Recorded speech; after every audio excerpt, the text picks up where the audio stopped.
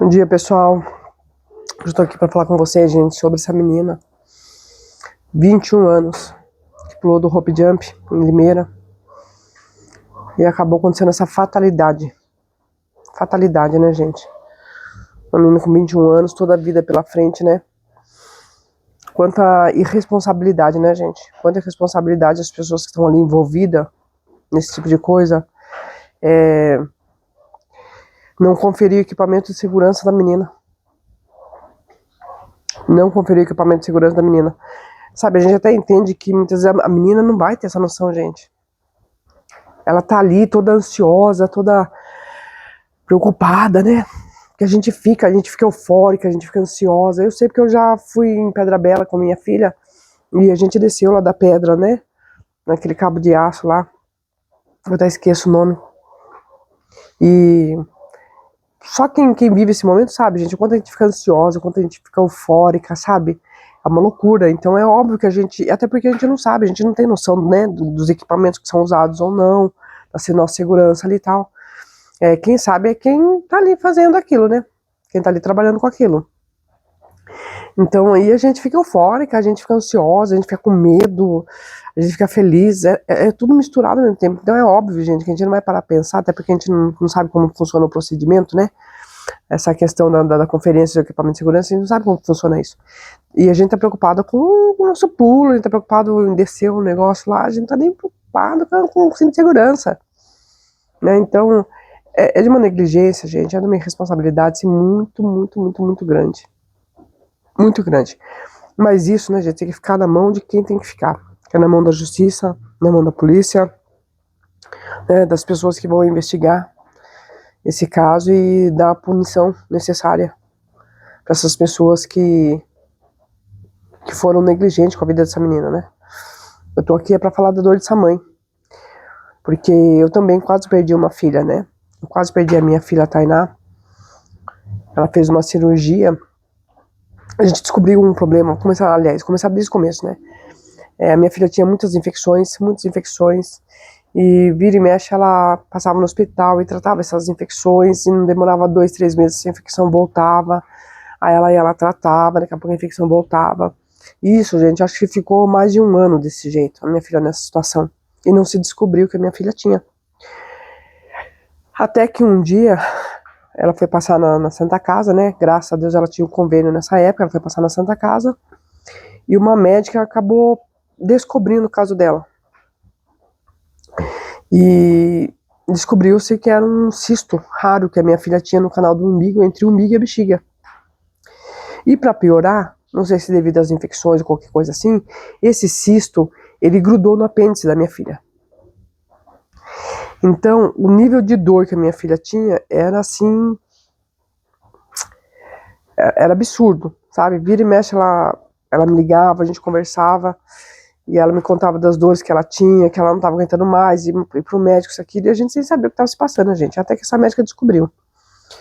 E era um assunto muito sério, era um cisto raro que ela tinha nesse canal do umbigo, que grudou no apêndice, seria preciso 2 médicos para fazer essa cirurgia na minha filha, e a minha filha corria risco de morte.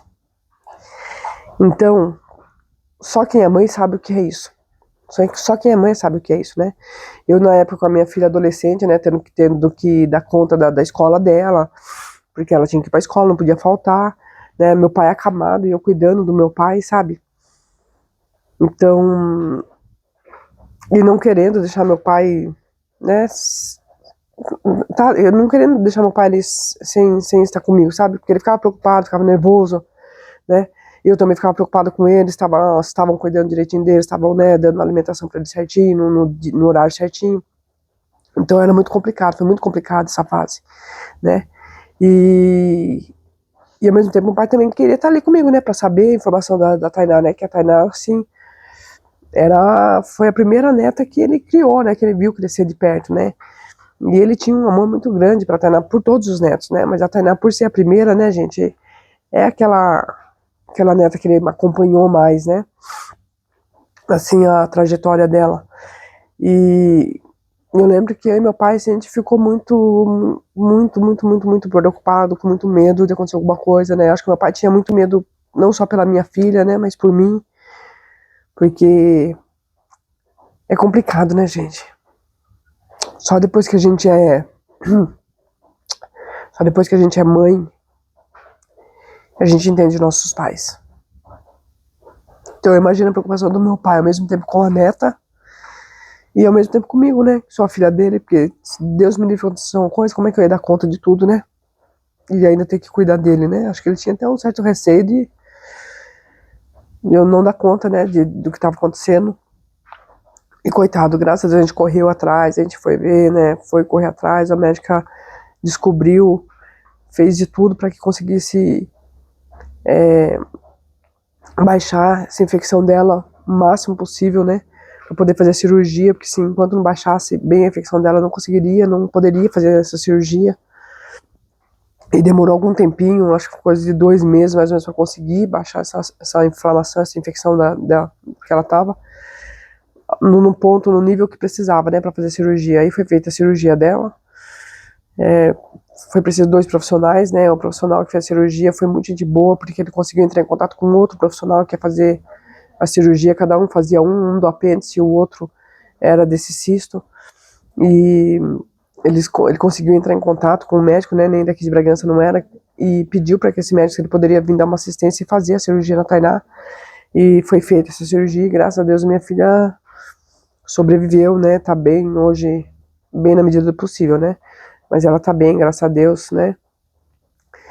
Sobreviveu a tudo isso, sabe, gente? Então, eu tô aqui pra falar dessa mãe, sabe? Porque eu imagino a dor e o sofrimento que deve estar na vida dessa mãe. Porque o caso da minha filha é um caso que a gente não tinha como prever, né? Pegou a gente no susto, a gente não tinha como prever, a gente não tinha como evitar, né?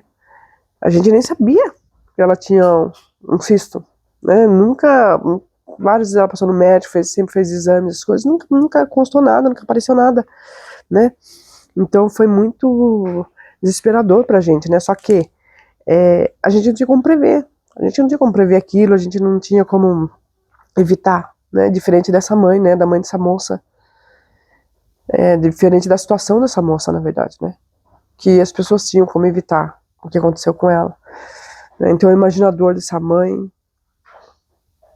que Deus conforte o coração dessa mãe, dos familiares, né? Que eles consigam encontrar paz, né? Em meio a esse caos, porque é difícil, é difícil. Eu acho que a gente sempre espera que a vida siga o seu curso natural, né? Que a gente vá antes dos nossos filhos. E acho que quando esse curso dá uma rasteira na gente, atropela e inverte a situação, é muito doloroso. É muito doloroso. Né? Eu não saberia nem definir. Eu cheguei um pouco perto disso, né? E sei o quanto aquilo doeu pra mim, o quanto foi difícil. Eu vivia no automático, né? Porque eu ia no hospital, ficava com a minha filha, cuidava dela. E daqui a pouco eu voltava pra casa, cuidava do meu pai, preocupado com a minha outra filha. E esse tempo até a gente vê que tava tudo bem, né? Que ela já tava fora de risco, assim. Foi uma loucura total mesmo, assim. Eu vivia no automático. Eu via no automático, né? E cada vez que eu podia, que eu tinha um tempinho pra me poder parar, sabe? Quando eu tava tomando banho, parar pra pensar em toda aquela situação, né? Em todas as possibilidades. Eu chorava no banheiro que nem uma criança. Né? Chorava no banheiro pro meu pai não ver, pra ninguém ver, né? E eu chorava que nem uma criança, porque eu não tinha o que eu fazer, né? Eu não podia fazer nada pela minha filha, né? Ali era só Deus, né? E os médicos. Então, nessa hora, a gente se apega com Deus, né? Eu, graças a Deus, sou uma pessoa de muita fé. Muita fé, muita fé, muita fé. Se eu não fosse uma pessoa de muita fé, uma mulher de muita fé, eu não estaria aqui hoje, porque eu já passei por muitas coisas. Mas muitas coisas mesmo. Então, graças a Deus, eu sou uma mulher de muita fé. Eu costumo dizer que a minha fé é inabalável mesmo, sabe? E foi a minha fé que me salvou dessa vez e em tantas outras vezes, tantas outras situações que eu passei na minha vida. Nessa situação também foi a minha fé que me salvou, sabe? Porque é muito difícil, dói muito. Então, olha, eu não tenho nem como, sabe, calcular a dor dessa mãe, mas que Deus conforte o coração dessa mãe, dos familiares, e que seja feita justiça. Que seja feita justiça pra valer. Porque não dá, gente. Não dá pra gente criar um filho, educar um filho, ver um filho crescer, e quando o filho tá na melhor fase da vida deles, né? Trabalhando, estudando, correndo atrás dos sonhos deles, dos objetivos deles, no auge da vida, no auge da adolescência, 21 anos, uma menina. Sabe? Aí aconteceu uma tragédia dessa. Uma tragédia dessa. E as pessoas são tão irresponsáveis com a vida das outras pessoas. Não dá pra acontecer, sabe? Não dá pra aceitar esse tipo de coisa. Então que seja feita justiça, sabe? E que essas pessoas respondam pelo que elas fizeram. E que essa mãe, e que Deus conforte o coração dessa mãe, só isso que eu posso falar. Até mais, gente. Até o próximo vídeo.